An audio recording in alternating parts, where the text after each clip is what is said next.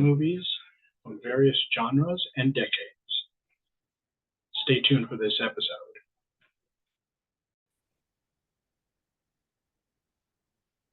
All right, we're here for episode 10. 5 favorite sci-fi films from the 70s and 80s. And as usual, I got Gary and Bill joining me. And let's see, who won the toss-up? Was it Bill? Bill.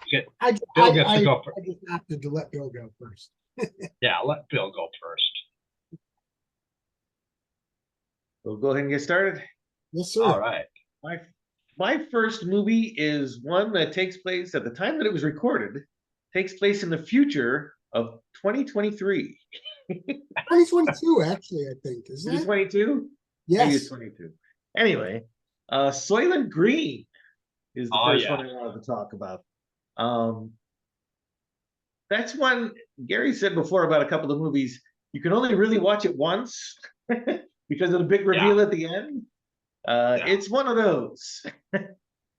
Great cast with Charlton Heston and Edward G. Robinson. I think it's one of his last films too. It's pretty close to the end anyway.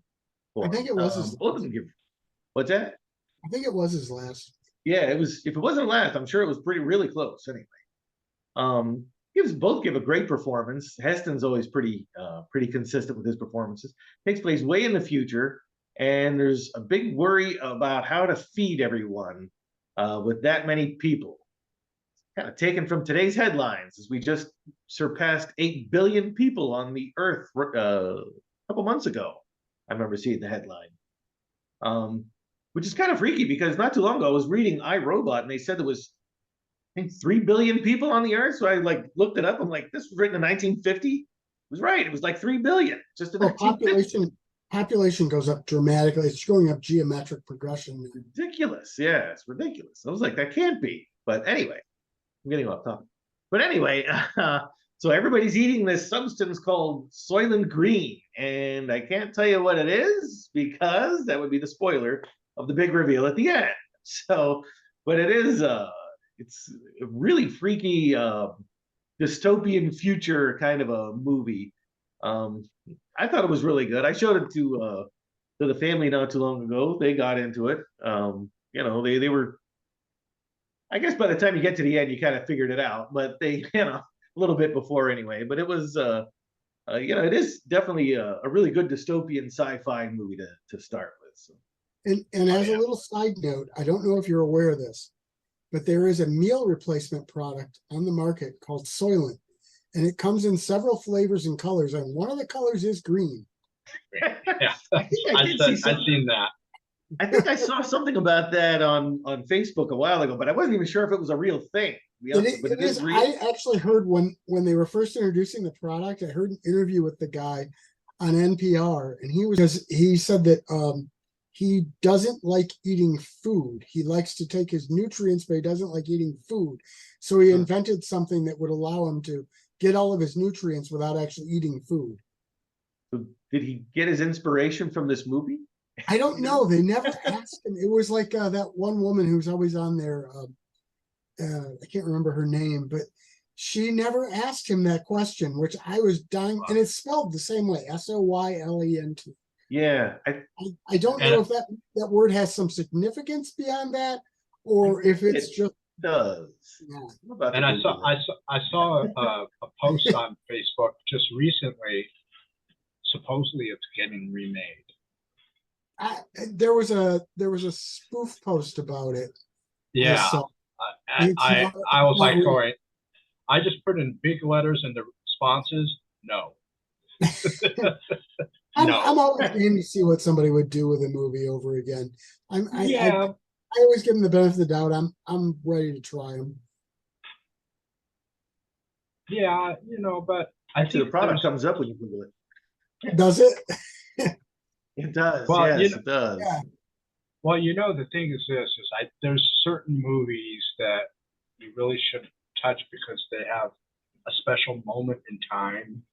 Yeah. And I think that's kind of one of them. I mean, they could probably update it and everything, because when at points in time, I mean, based on now that we're watching it in the future, Yeah. it does look a little dated in the ideas of what they thought was the future. Well, the other thing is, I think that, a lot of people in the younger generations have never seen it. And it's a Yeah. good story. And if you updated it and released it in something that they would like, then they might appreciate it better than Yeah. if they saw the original. It Right. is, but I think, and that does create new viewers, which I think is kind of a good thing. And I have heard some talk that they were talking about redoing that movie. I heard they were too, and then there was a meme going around that's I think an AI generated image that somebody made up about a supposed movie coming out, but I don't think Yeah. it's gotten to that point yet. But Yeah.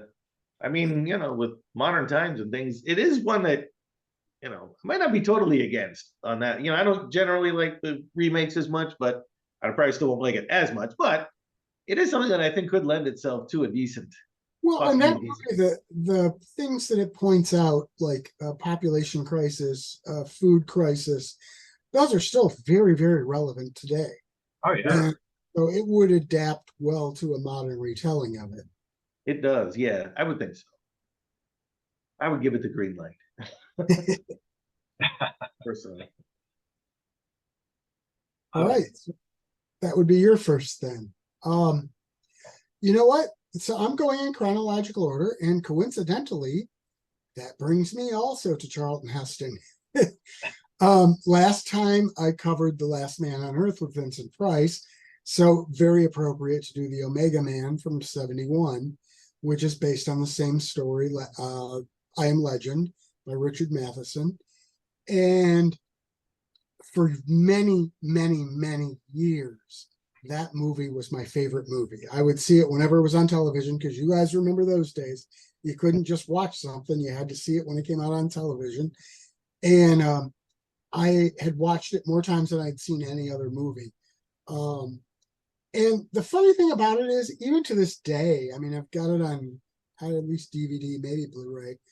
Even to this day, every time I see it, there are things I get in that movie that I hadn't seen before. Just little things I noticed. And I'm sure you guys have noticed there are a ton of Christian things, especially toward the end. Like his Right. blood is going to save everyone, and when he's killed, he's like crucifixion style killed, Yeah. and they have to sort of blur out on that. So, I mean, I have to believe that was a very intentional symbology, but it's just such a good movie. I mean, some of it's very dated today, but Oh yeah. it still works, I think. And I think I believe that symbolism is in the novel too, if I remember correctly. A lot of it anyway. Which I'm reading, and I haven't gotten there yet. It's good. I really liked it when I read it. It's been one of my favorite Richard Matheson novels I've read so far, but I haven't read Hell House, so maybe. Yeah, I've heard good things about that one too. But I guess for anybody who hasn't seen this movie Omega Man or any of the versions, basically there's a plague that happens. Oh man, it's a man-made plague in this instance. And they were working on a solution to it, but Heston is the character. His character actually developed the serum to cure it, but he was only able to inject it in himself before his helicopter crashed, and he managed to survive. But so he's the only one who's immune to this thing, and it kills a huge percentage of the population. But the ones it doesn't kill, it turns into they're a lot less. They're not vampire. They're not quite zombie. I don't know what they are, but these sort of otherworldly beings who can't stand the light and are out to kill him. And it's all about him trying to survive and that.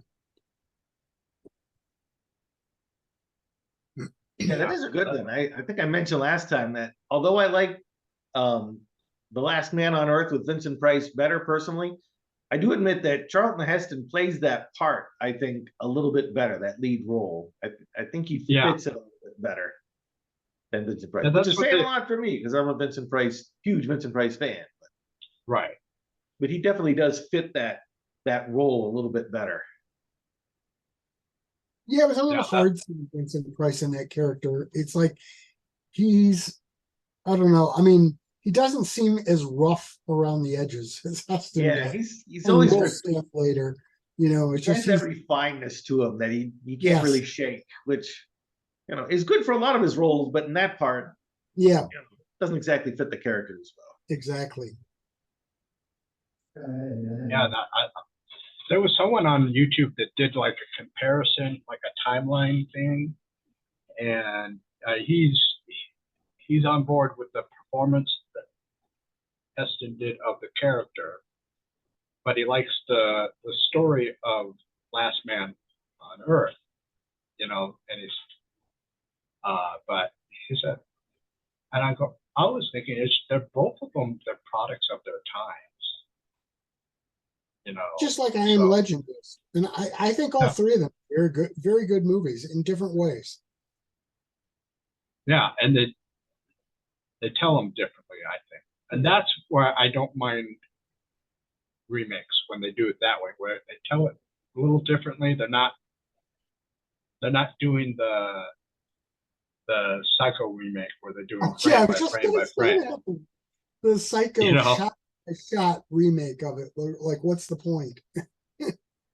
Yeah, because that one is one that should not be touched. I mean, that's all right. Well, my first one comes from 1970, and it's Voyage into Space. And this was basically a made-for-TV movie that was spliced some of the series Johnny Sacco and his flying giant robot together into a movie. Now, I saw this as a kid. I have never seen the series because I believe a couple of the episodes there's monsters in it. I was like, wait a second, I don't remember that in that movie. So it's one of those instances where you got to have both. Now, I was just saying the TV series is only out on DVD current, and this one was just recently put out a couple of years ago onto Blu-ray, and it looks amazing. And I mean, the monsters like Emperor Guillotine. I mean, jeez, these were the most ridiculous. I mean, looking back now, they are the most ridiculous monsters. I mean, or kaiju, that, but they had such a, I don't know, the one that was the most menacing to me as a kid was that giant eye that came up over the horizon and had almost like little tentacles on the bottom. And but then I always loved it. When Johnny Sacco gets command of giant robot, I'm almost immediately like, I know how to take care of him. He gets the watch open, and all of a sudden he's like this expert on giant robot. And I won't give away the ending, but I really wish that they would done a follow up because there is material still there to do it. I mean, if someone were to go back now, gosh, 50 some odd years later and do it, it would work, you know. And but I always loved Giant Robot. It's like, was it bullet hands, and then all of a sudden in his fingertips these little bullets pop up, and then I mean, my brother and I used to pretend like we were Giant Robot back in the day. When they used to play it on Sunday afternoon matinee theater on TV. And we used to always watch whenever that would come on.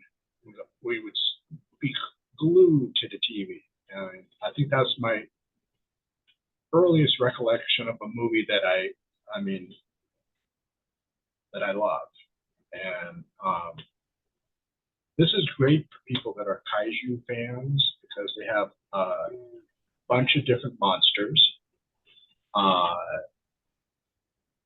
I even heard there's some fan fiction where a giant robot goes up against Godzilla, which I'm not opposed to. That would be pretty epic, you know. So and God, you know, he's got such a cool look. I mean, that's one of He the looks a coolest. bit. He looks a bit like Diamogen, a little bit. Yeah, it's such a cool look. I mean, look how I like this one, the bowling pit, the bowling ball with pins on it, and it's just got all these crazy monsters. But That Japanese cinema were so creative with their monsters. I mean, it's oh, I know. I mean, I bet the you world. if they had the budget, like a really good budget, I think they would have, these monsters would be more, much better. But I think that's the whole charm of it, is that they do kind of look hokey, you know, and it's great. I mean, if you watch it as a kid, you were cheering on Giant Robot. As an adult, you kind of, once you watch it again, you're cheering them on again. You know, it's, you never grow old for these kind of movies, especially you've seen them when you were 5 or 6 years old. You know, it's like, yeah.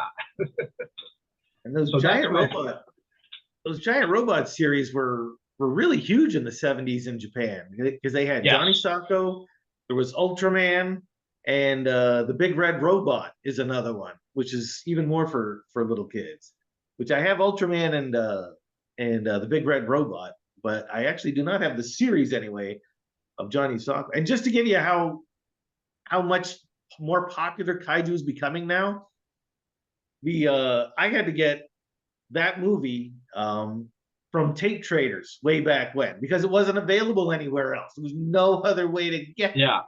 That was this like one, yeah, a little over 20 years ago, I think. So, you know, but because I wanted it so bad, but oh, I know. I wanted it so bad too, and then the only way I found it, but it was the most grainy DVD thing I ever had, and then when I saw that it was going to, at first it was rumors it was going to be Blu-ray, but then when it got on Blu-ray, I was like, oh hell yeah, I got to get it. yeah, I'm gonna have to get the series. Yeah. So that's my first choice. That was like a holy grail for us kaiju fans for a long time. Yeah, was that Johnny Sacco stuff, because it was really hard to get. And is that dubbed or is it subtitled, or you have the option of both? I think it has the option of both. Okay. I like watching it dubbed just because it's funnier. Especially as an adult, it's funnier. Yeah, I just looked it up on Amazon. Johnny Sacco and the Flying Robot, Giant Robot, under $30. Yeah, that's. I think that would have been kind of cool, as if Toho did a Godzilla series back then. But Yeah, then I know. But then it would have gone up against. You said there's an episode where he faces Godzilla. There's actually one of Ultraman where he faces one of the old Godzilla suits. They don't call it Godzilla, but you could tell it's because they used to just they needed monsters every week. So sometimes they would get some of the suits from the actual movies and throw them into these other TV series, because they needed more monsters. So right. Some of them are like prototypes of other monsters. So there's like Godzilla suits in some of them. And so it's like a whole different world. They created a universe that just nobody else can create. There's a YouTube channel out there that is devoted to kaiju information that I watch all the time, because I like to learn about that stuff. What was going on in their minds. It's just so cool. Yeah, and I've read articles that it was highly inspired by their dragon mysticism and things like that in ancient times and things, at least inspired by anyway, and kabuki things. And there's really, it's really a rabbit hole. I mean, if you go down that rabbit hole, it's, it could take over your life like it's done to me. All right, you're up again. But anyway, that's a good one. What's my second one? I got a cat's paw. Oh yeah. Okay, so if you thought my first one was kind of caught in its time frame, this one is even more so.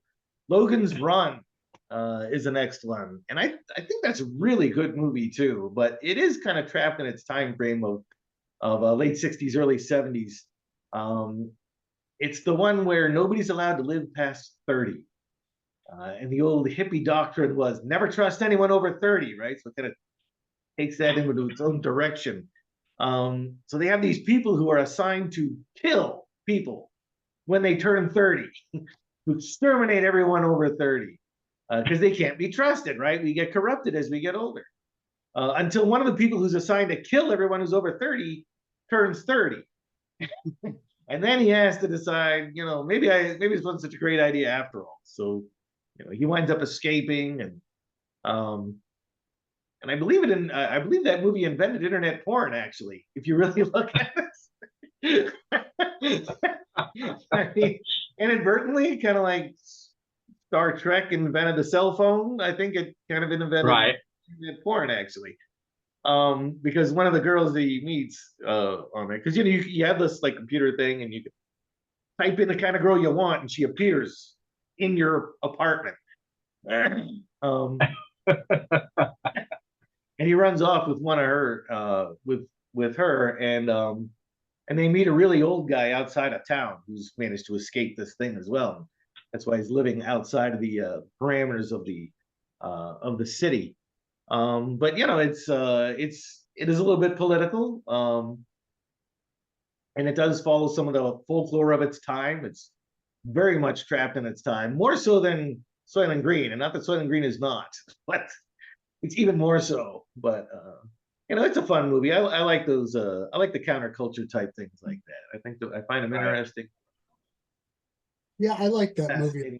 I never liked the TV series though. No, the TV series didn't get the point. I don't think I've actually seen the series. I do remember hearing about it, that it exists, but I don't think I've ever actually sat and watched it. I watched it when it was originally on TV. It was not good. Okay. Wow. I would say it was even less successful than the Planet of the Apes TV series. Yeah.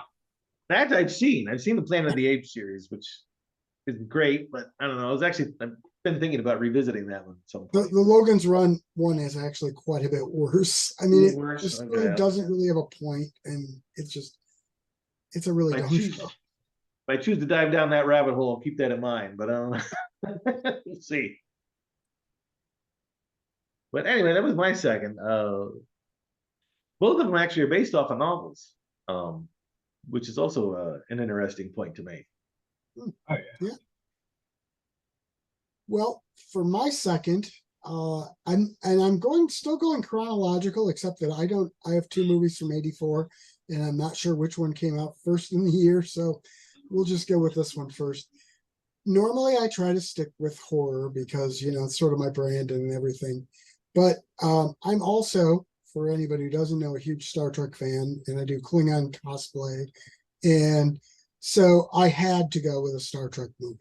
And I think a lot of people would have gone with Wrath of Khan because everybody goes crazy about that movie.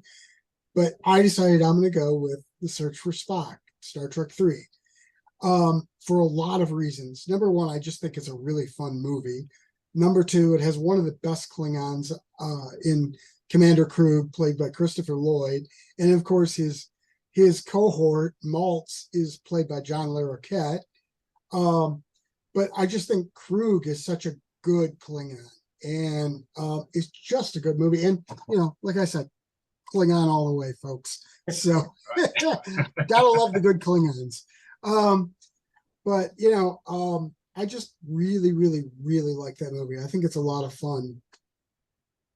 Oh, and I would also say Savick. They replaced Kirstie Alley with Robin Curtis, and everybody's all Kirstie Alley was the better Savick. I actually prefer Robin Curtis.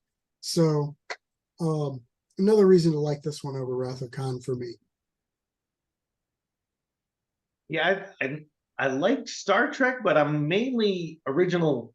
I don't even want to say original series, but original cast, actually. I did sit through the movies not too long ago, and they were really good. I liked all of them. I don't know why Khan, everybody really puts that one on a pedestal. I do like it. It is a good one.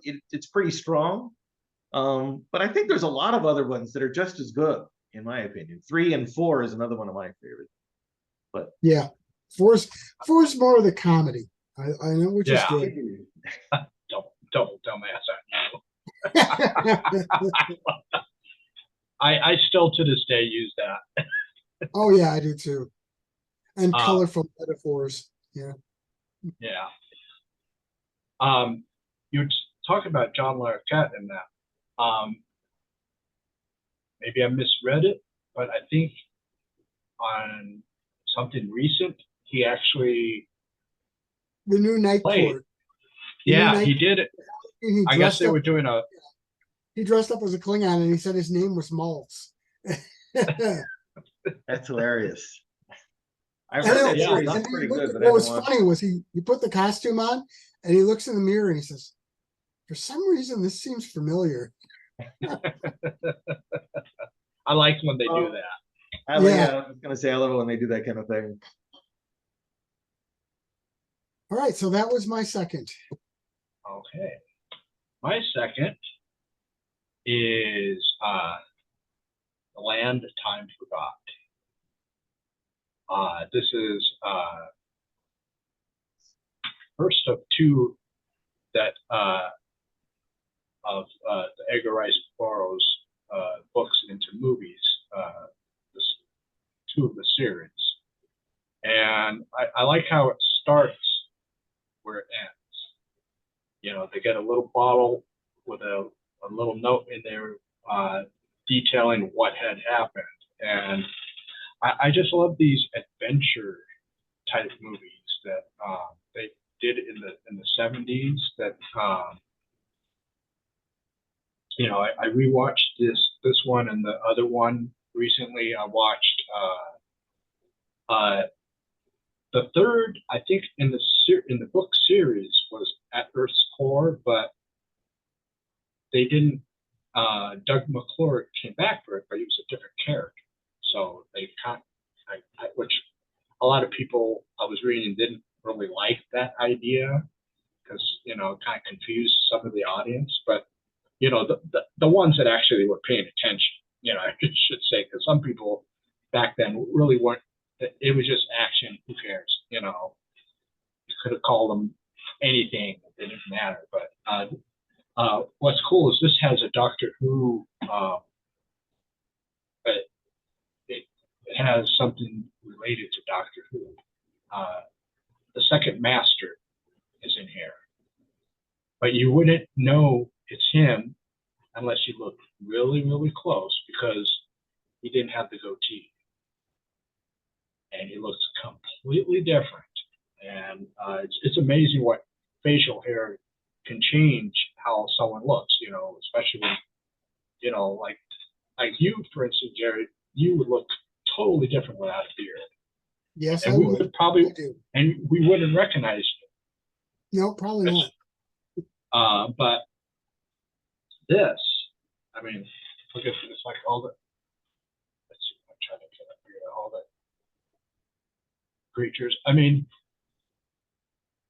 this was a big thing back, like I said, in the 70s. Doug McClure, I think, was one of my favorite action stars of the 70s movie scene. Just something about him. He was a tough guy, but he was like an everyman, you know, type character. You know, he was, and it seems like he's in that in just about every action adventure movie that he's been in. And this again was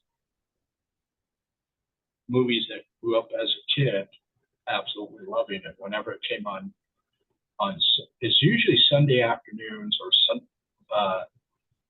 we had a channel in Los Angeles. I think it was Channel 9, and at 11 o'clock they used to have the matinees, and there was this guy. He would go into detail in between the commercials, different trivia about the movie. So it's like it was always so cool watching movies that way when you get trivia. I mean, again, for the average movie watcher, they wouldn't care, but people such as us, yeah, we want to know. It's almost like it's important to us that we know these things. Even if it gives away a secret, we don't care. We need to know. But if you like, it's set in the World War One, and if you like these adventure movies, I mean, for kids that love dinosaurs, they got plenty of dinosaurs in here. It was rated PG, so back then I think that would probably be the equivalent of PG-13 today, minus there's no swear words in it. But I think it was more for the violence of the fight scenes and everything like that. But really good movie. That's a good movie, and one that I actually considered on my list as well for a little while.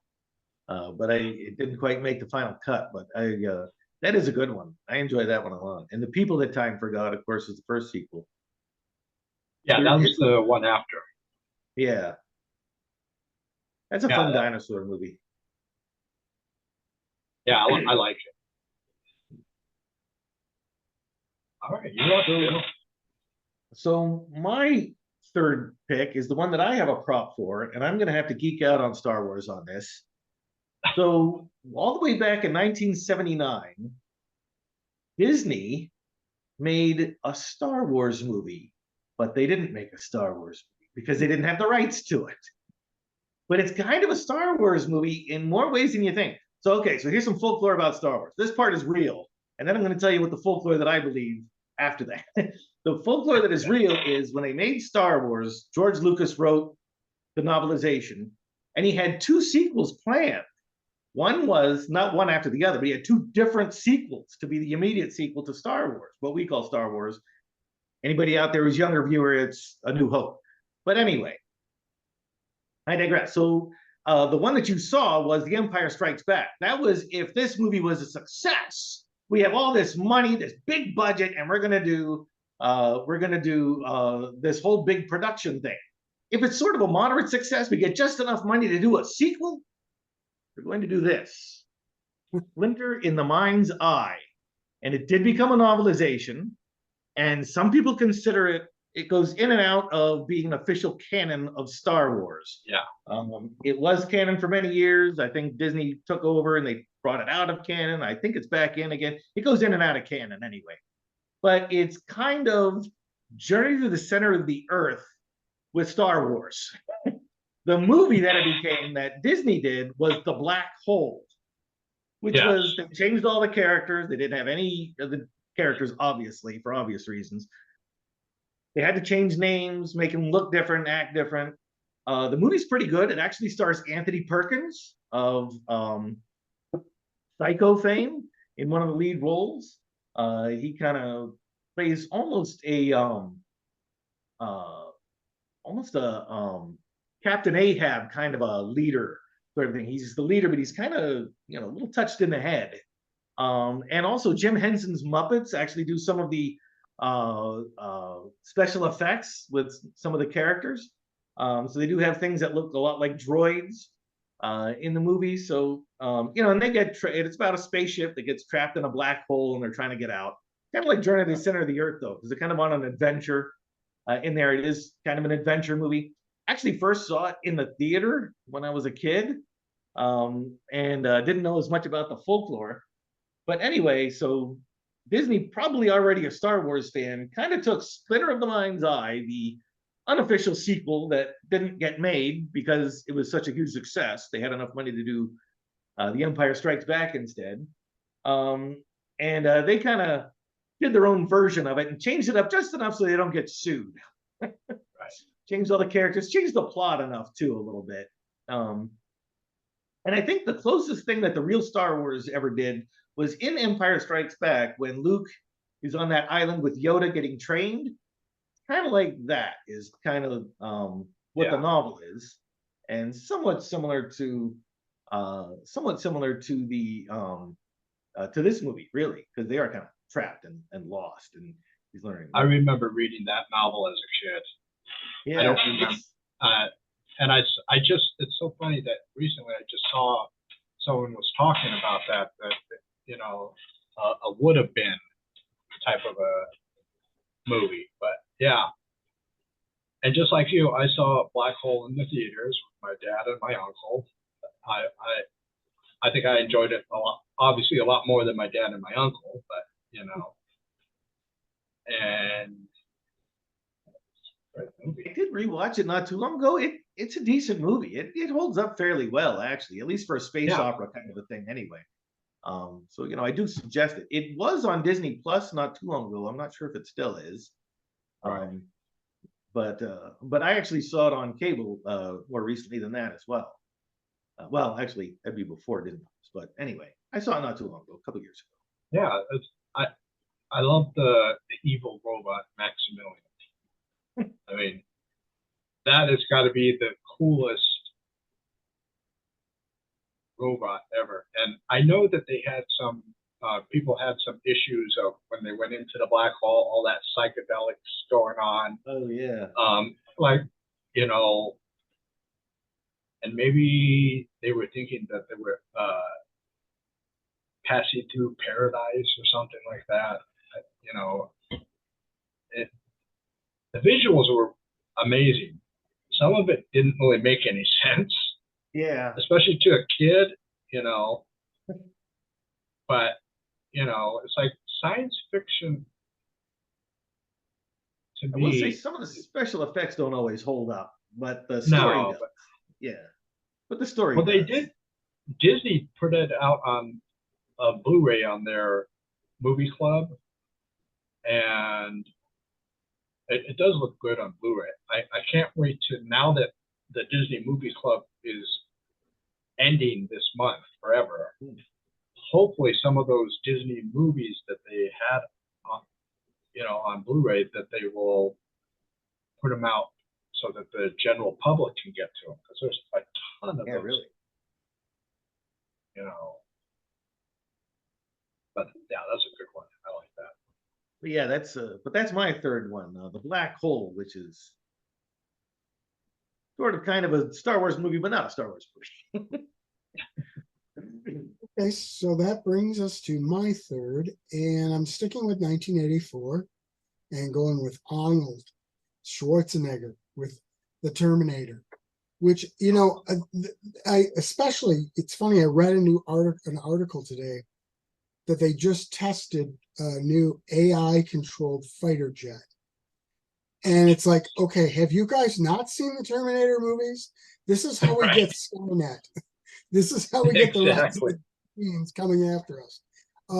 So, you know, I can't imagine there's anyone who doesn't know what these movies are about. But in the first Terminator movie, Schwarzenegger's sent back in time. He's a machine covered in living flesh. And there's a guy from another guy, Michael Bean, I don't know how his last name's pronounced. I think it's Bean.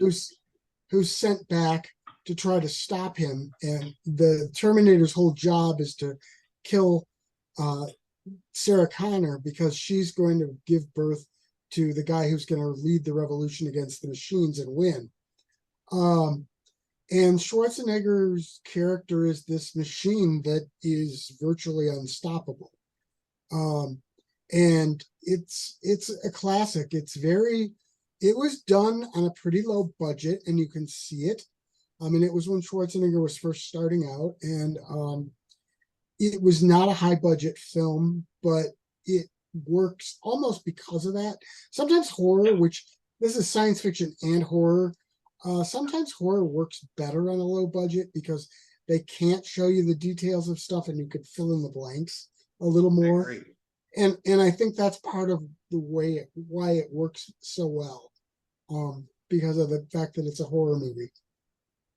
I think that's the one that really put Arnold Schwarzenegger over the top as a main, as a draw, box office draw. Oh yeah, correctly. I think that's really the one that really made him. I think you're right. Arnold. Yeah. Yeah, that was a good one. I remember first time watching that on VHS. I was like, like you said, just that. I mean, how a lot of dark tones to it compared to the rest of the Terminator movies. This had a lot of dark tones in the film and the storyline, and it's like, I mean, you're genuinely scared of this thing, Yeah, I think I saw it a little bit after Terminator 2 came out, which was like, a big special effects movie. And then I went back and wanted to see the first one. Then, so let's see what. I was kind of taken aback. It was not what I was expecting. So if you've seen the sequels and then you go backwards like I did, yeah, it's like it's almost like, plus the sequel is like this big expansive thing, and the first Terminator is sort of it feels like a cramped movie, sort of, Yeah. I mean, I liked it. I kind of liked it better for that reason, for all those reasons. But of course they're trying to do another one. To be fair, I've seen, I think, every single movie in the whole franchise, and I actually like them all. I mean, I like some better than others, but I thought they were all good. Even the ones people hated, I thought were pretty good. I think sometimes, for the most part, some people just like to hate things just to hate them. Yeah, and I think that sequels, remakes are particularly subject to a lot of hate that sometimes they're not worthy of. And the thing is, sometimes people just don't want to be that person. Oh, I like it, and then 10 other people, I hated it. You don't want to be that odd one out, but I like being that odd one out. It's like, okay, you can hate it all you want. I like it. I may not love it, but I like it. Yep. But yeah, scary one. If you hadn't seen any of the Terminator movies, I think you should start with it first. And like you said, cautionary tale is pretty much, especially the second one, is more of a cautionary tale. It's like, it's nice to have computers, but don't make them self-aware. Yeah, as we're moving forward with all the AI stuff, I really, really have to wonder, have these people not seen these movies? I mean, they tell you what can happen, and I 100% believe it can happen. You've got computers who are going to be smarter than human beings, think faster than we do. How exactly do you think you can outsmart that? You can't. Right. And I keep on seeing this in books. iRobot comes to mind. Yep. Yeah. And if they decide that we're a threat, we're going to have a big problem. Exactly. All right. My next one is actually a direct sequel to The Land That Time Forgot. It's The People That Time Forgot. And it basically is, this guy goes on an expedition to look for his lost friend, which was played by Doug McClure. And it has Patrick Wayne, John Wayne's son, in it. And the only other time I remember him from a movie was when he did a Sinbad movie. I don't remember which one right off the hand, but again, those were movies that I loved growing up as a kid. And this came out the year of the Star Wars, 1977.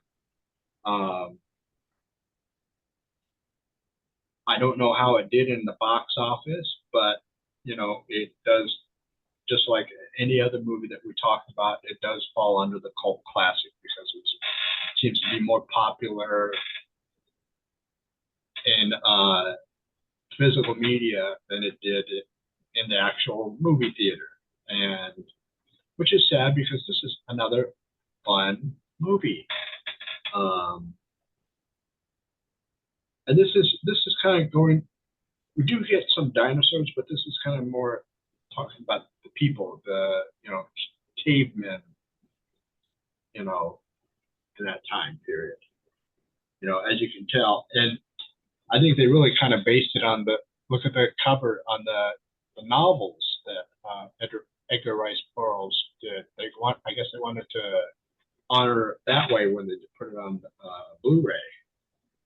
Again, the third one was At Earth's Core, but they changed up, having Doug McClure, but in a different character, which kind of sad. I kind of wish they would have kept him as a certain character, even if he was in there for a few minutes, you know. But again, this is childhood, reliving childhood. 11 years old, saw this in the movie theater. My dad took me to it, and it was like, I didn't see the other one in the movie theater. I had to wait years later when it was on television, all cut up commercials in between them, But yeah, I love these movies. And this is those two are ones watch back to back because they do, they're direct sequels. They're not just continuations. And I have seen them that way as well. And that is definitely the way to watch those two. They are a series. Now I haven't seen At the Earth's Core, the film. Is that's still a direct sequel as well, though, isn't it? It's not really a sequel. It's more a continuation, but in the book series, it was a sequel. Because it was all the same character on all three novels. I have not read those novels. I kind of want to track them down, because it'd be kind of neat to compare to see what the, obviously books are better, but it'd be kind of neat to see what the guy was thinking, because it was in the early 1900s that these were written. Edgar Rice Burroughs is most famous for Tarzan, the Tarzan series. Tarzan, yeah. As a novelist, that's his most. But these are fairly popular as well. And I think he was actually inspired. I think he kind of, I won't say stole, but he kind of stole his idea from Sir Arthur Conan Doyle, who did The Lost World, a novel. Yeah. Of course, Sir Arthur Conan Doyle is most famous for Sherlock Holmes, but he did do The Lost World, which was another one of the, people get stranded on an island with dinosaurs. Yeah. But yeah, he likes his jungle adventure type stuff. So back to me. Back to you. I'm going to join Gary in 1984 for this next one. Popular year for science fiction. I didn't realize. And well, I don't want to say it because maybe one of us chose it already. There's another huge one from 84 that we haven't mentioned yet. But anyway, The Adventures of Buckaroo Banzai in the Fifth Dimension, one of the longest movie titles in history. It's kind of a comedy science fiction, but it still has its serious moments. It's very much in the Red Scare era of the 80s, which is also a big thing in the mid 80s. With Gorbachev, and I think Godzilla 1985 does a lot with the Russians as well, in roughly the same year, because in Japan it came out in 84. But anyway, it's you have the red robots come in and are attacking. The other robots are the good guys. You have Jeff Goldblum is on the good side, major name of the 80s. Lots of cult movies he's been in. Love Jeff Goldblum, actually. He's one of my favorites. John Lithgow plays one of the scientists that are sending the evil robots down, and actually he's in the silence with most of it. But anyway, but he does his Russian accent thing. I mean, he sounds Russian through the whole thing. So he's so there's very much of that Red Scare of the 80s feel to it. It is again trapped in its time of the 80s. And the other thing that's worth mentioning is the famous line from the movie very philosophical line. Wherever you go in life, there you are. Yeah. I use that all the time. Yeah. But you got to do it in a serious tone. You do, Or else yes. people won't, because then people are like, Right. But it's a fun sci-fi 80s adventure kind of a thing. You know, you got the good guys and bad guys. And there's rock music because you had to have that in the 80s thrown in there. But it's a fun little, and it's definitely cult. You can't argue that that one's not. I mean, it is like the definition of a cult movie, in my opinion. I mean, you know, when I think 80s cult, to me, it's like the first movie that comes to mind. For me, anyway. And if I remember it, isn't it kind of campy too? Oh, absolutely. Yeah. No It's been doubt. so long since I've seen it. I think the last time I saw it was in the 80s. Same here. I actually didn't see it until, I don't know, maybe 10, 12 years ago, something like that. It's been on my to-view list forever. And I finally got into a Jeff Goldblum kick and sat through that one along with a bunch of others. And I still haven't watched The Fly, which is still on my Jeff Goldblum to-view list. I know. Don't chastise me. I do need to see that. But anyway, so that's my fourth choice. Okay, so for my fourth, this one I was surprised to see is actually listed as a cult movie because it seems a little more mainstream than that to me. And I sort of stuck with horror, although if I'd wanted to go for more horror, I would have gone for the first movie, Alien, but instead I went for the second movie from '86, Aliens. I think it's '86, right? Yeah, '86. Yeah. And you know, I think just because it is less horror, it's more action adventure, but I just think it's a lot better movie. I mean, I like the first one. Again, it's sort of like the whole Terminator, the whole one we were talking about earlier, where it's like you get the big one here, and then the smaller, first Terminator was more in a little box. Same thing with the first Alien. It was in a little box. Aliens is a lot more expansive, a lot more characters. It's less claustrophobic in some ways. Yeah. But it's just a lot of fun. And you get Bill Paxton being absolutely brilliant. His character is my favorite character in that movie. I know. And it's just such a fun science fiction adventure with monsters movie. Oh yeah, still scary. I think the difference between Alien and Aliens is Alien is a science fiction movie, Alien is a horror movie, Aliens is a science fiction movie, and they both really epitomize both genres pretty well. Yeah, they do actually. Oh, and there is an Italian movie that came out in between the Alien and Aliens called Alien 2. And they were notorious for putting out, using an American title and saying that it's a sequel. And it was Alien 2 something on Earth and nothing to do with nothing. I mean, there was no chest bursters, nothing. They're just capitalizing on that. And then another one that kind of was that it was a movie called Contamination. Is it an Italian one where the people it was like they bursted, nothing came out of them, but they just like exploded. Their chest explodes, and for no reason whatsoever, they get like within near these eggs, and then all of a sudden it's like, you know, it's like, but yeah, good one there. I like that one,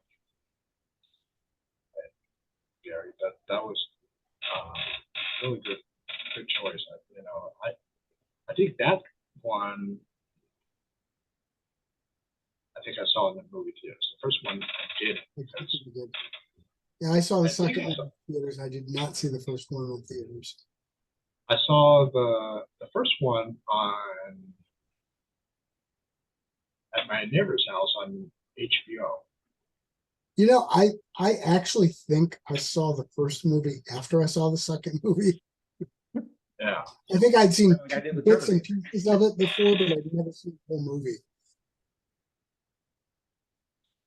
Sort of like what Bill did with Terminator. What Right. I was doing with Terminator. But All right. My fourth one is a movie without warning. Without warning, basically for people to know out there, people say it was later remade into Predator. Oh, okay. And incidentally, the alien in this, which is a little bit better, the hunter is the same person as the Predator. It's the same actor underneath all that prosthetic. But what this was a little more campier, and it had Martin Landau and Jack Palance in this, and I saw this just on TV, and for the longest time it was only available on bootleg video. And then when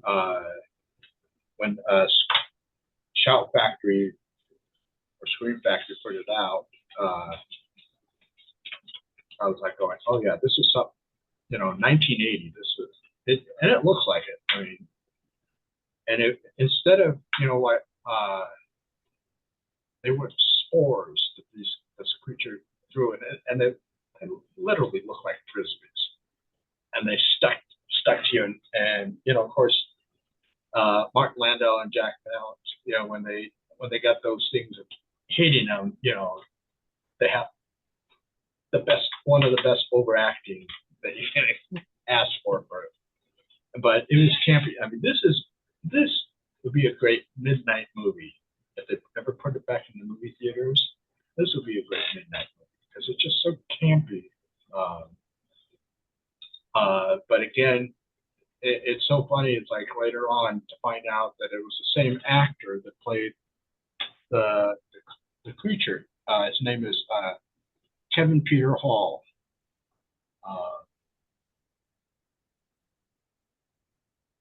And they said that the film was credited to being an inspiration for Predator. But really fun movie. I mean, if you haven't seen this, well worth. I think it's still available on Blu-ray. I know Scream Factory, Shout Factory likes to put their things out of print and then bring them back years later. But I was just, when it first got out on print, I was like, well, I have to have it. This was fantastic, and of course, it has a lot of great special features. For us geeks, nerds, whatever you want to call us, to watch all, behind the scenes, and it was a good one. I mean,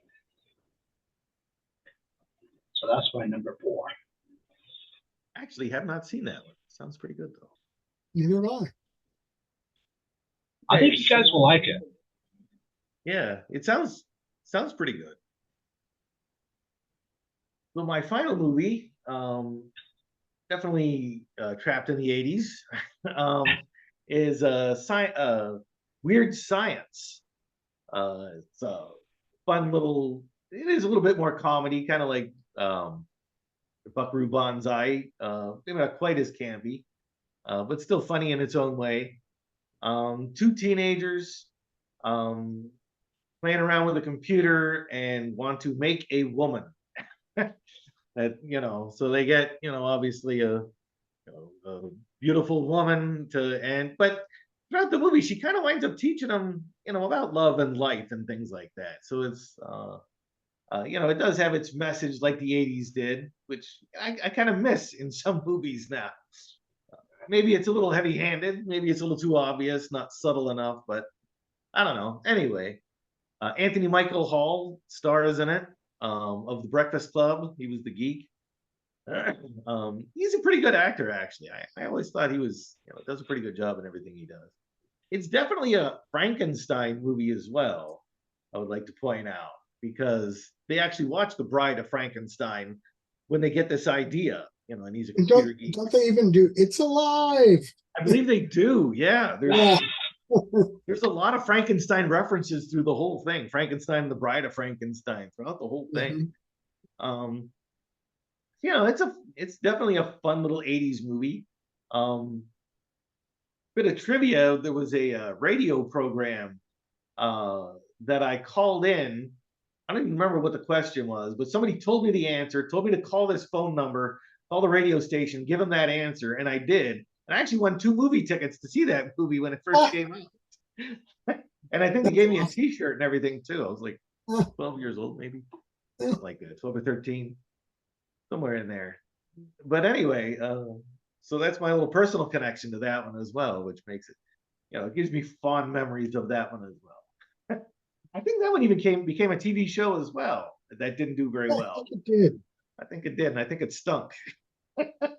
It has a lot of those sci-fi movies of the 80s don't transfer well to television all the time, 70s and 80s. But anyway, so that's my last one. Weird Science. Oh, before I go, the soundtrack, you can't forget. Oingo Boingo does the song for that. And that's Danny Elfman, who later on does a lot of the music for Tim Burton movies. So that was his later thing. That's worth mentioning as well. So anyway, that's all I have to say. Okay, well, that bringing me to my final one. Now, I know we've tried not to revisit ones that each one of us have, our own choices from previous episodes. We tried to avoid that. But I'm actually going to go back to one that Bill picked, and I went and looked at the list to see whose pick it was, and it was Bill's, not mine last time. And I'm going to go to 1988, and I'm going back to my favorite director, John Carpenter, and They Live, which I know we talked about it a decent amount when Bill brought it up, but I just love that movie, and I can't talk about it enough. It's just such a fun movie, and I think it's sort of relevant to our times too. It's relevant to every time. And it's funny, if you hear John Carpenter talk about that movie sometimes, he's like, what nobody gets about it is it's actually a documentary. But I've heard he keeps hinting that he's looking into doing a sequel to it, which would be pretty interesting. Because Carpenter doesn't usually do sequels, and he's sort of interested in doing one for that movie. That is a good one. He'll come out of a retirement. He'll come out of retirement for that one. Maybe. He keeps talking about it. Well, he did direct, but he did it from home. He directed a TV series that was made in Korea or something. I haven't seen it. It's like Suburban Nightmares or something. Oh, I see. I saw that on Peacock. He was credited as the director, but he did it from his house. So, which you can do. Obviously, you can do stuff remotely. We're all over the country. So, but he managed to direct it from his house, so he's not completely retired, I don't think. Plus, he's doing music. Oh yeah, he does do that sequel. Yeah. He's not getting Roddy Piper. No, he is not, unless they're bringing him back from the dead, which would be a whole different movie. Instead of They Live, would be They Dead. Even with The Rock out there today, I still say Roddy Piper in that movie is the best performance by a pro wrestler in a movie. He really does do a good job. He was really good in that movie. The only quibble I have with that film is that overly long, stupid wrestling match in the middle of it. Yeah, that's the part that we did talk about at length in the last one. It is, even us wrestling fans looked at that and were like, oh, come on. It was a bit over the top for anybody on any measuring stick, especially when Piper hits the suplex. It's like, I'm not going to do that. I think that wasn't that his idea to do it, to do that scene. I'm not sure. Could be. I don't know, maybe. It definitely looks like it was choreographed by a wrestler. Yeah. I had saw somewhere someone was saying it would have been a completely different kind of movie if they got Kurt Russell in it. Because he seems to be one of Carpenter's favorites from the '80s. But yeah, that's a good one. Yeah, and like you said, it is pretty relevant to today's society of consumerism. Absolutely, it is.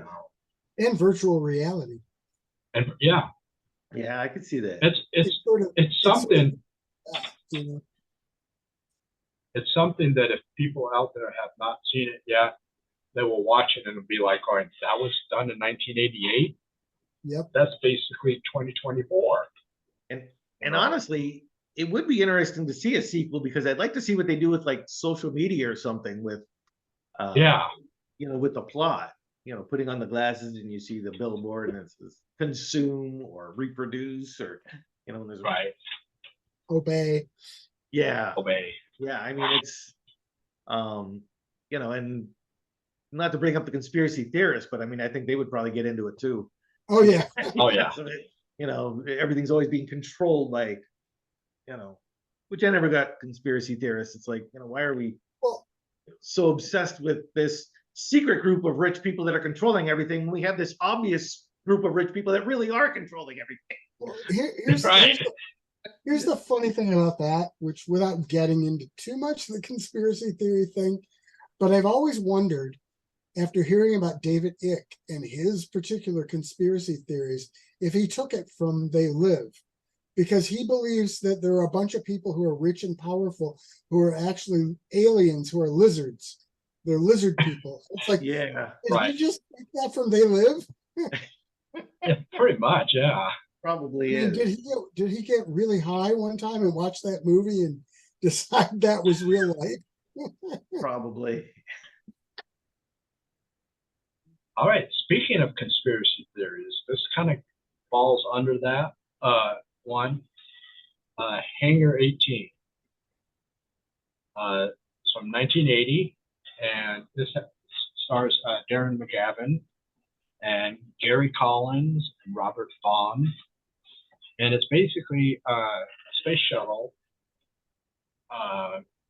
The pilots notice that there's this moving object, and all of a sudden, and just as the object was moving this way, they had scheduled something in their shuttle bay to launch out, and it hit it and caused this UFO to crash land. And so they take it into this Hangar 18, and their scientists are studying it, and all these amazing things, like it has themes of like in Independence Day, where they had that the ship is kind of hovering. That was something that they were. I think they got inspiration from this movie. The aliens were killed, but they were obviously alien autopsy going on to see what they were all about. And of course, the government didn't want any of this stuff leaking out. So at the end of the movie, they supposedly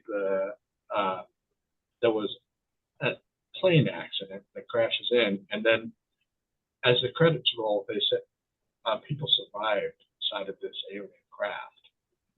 And I always wanted them to do like a sequel, or even if they did like a short film that talked about this, like maybe like a mockumentary that says this is what happened afterwards, and how all the technology that we have today was derived from what we got from this alien craft. And I think this is one of my most watched movies as a kid. Saw it in the movie theaters, watched it almost all the time. I rented it a lot on VHS, and then I forgot about it for many years, and then I think maybe about 10 or so years ago, I got it on Blu-ray, and it's like, it is dated in parts, but it's fun. It's just a fun movie. I mean, I was tossed between picking this one and another one that kind of has a similar vibe to it, but not aliens. Capricorn 1. I was deciding which one, and I go, well, what? Maybe stay away from Capricorn 1 because of a certain person that was in it. Yeah. But so this one, I don't see anybody really talking about this movie. I think maybe I've seen some isolated videos mentioning it, but no one's ever talked about it. And I think if you're a science fiction fan from 1980s science fiction, this is definitely something you should check out. At least watch once. And if you're a collector, that likes Blu-rays or DVDs or whatever, this is something should be in your library. And also, it's got Darren McGavin in it. That's what I was just going to say. I've never seen that movie, and I need to see it because I'm a big Darren McGavin fan. Yeah, I mean, it also has Joseph Campanella in that. Darren McGavin is lower on the totem pole for the characters, but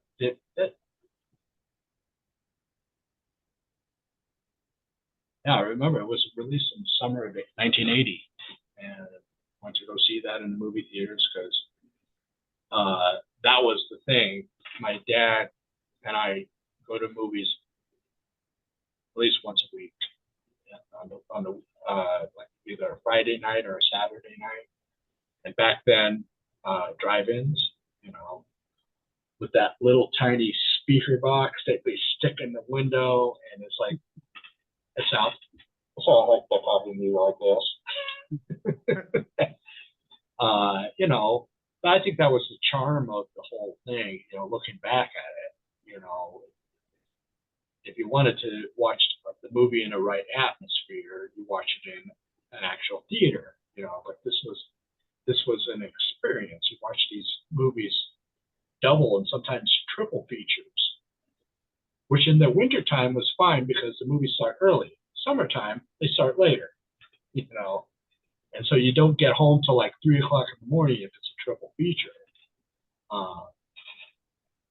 But that is my fifth and final one, and I think you'd like that, Gary.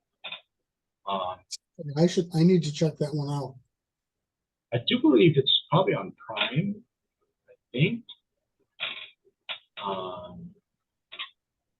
And I'm not 100% sure.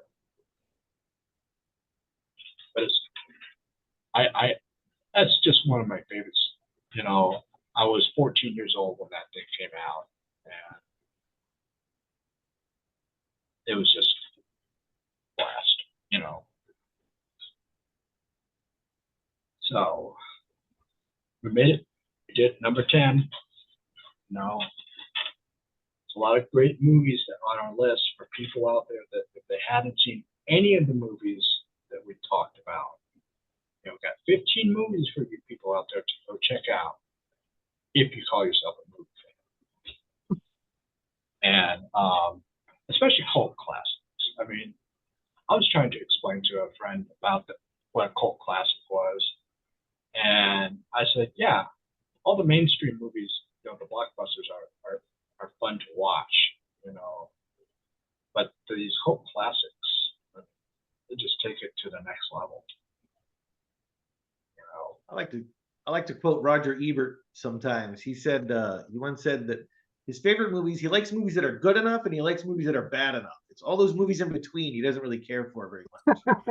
And I think I kind of developed that same taste for movies. I like really good and I like really awful, and majority of those movies are somewhere in between. Right. Those are the ones that I don't know. It's all right.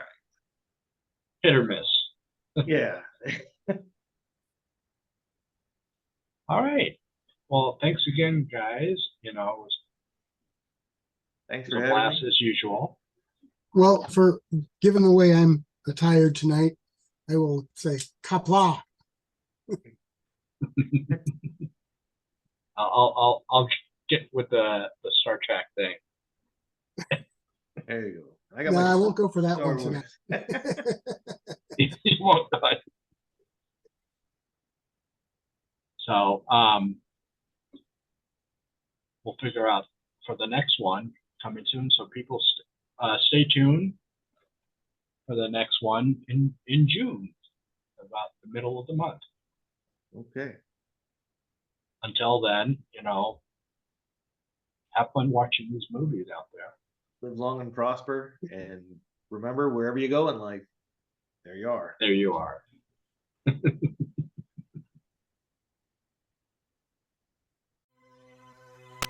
Thank you very much for watching this episode.